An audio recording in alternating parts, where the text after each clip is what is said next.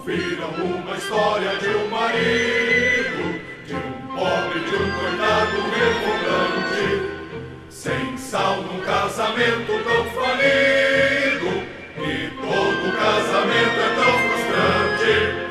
Se empenhou, é com vontade, conseguindo descolar o cabo esporte, pagou casa e faculdade, trabalhou das 8 às 6 na Zona Norte.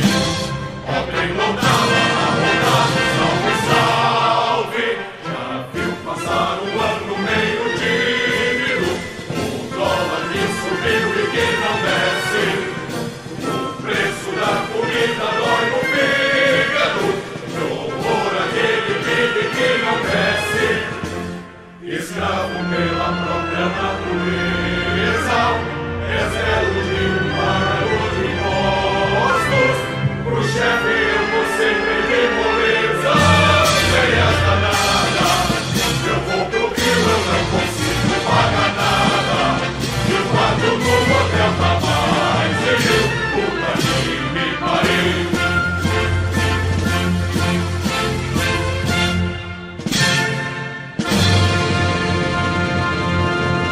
Um feliz 7 de setembro.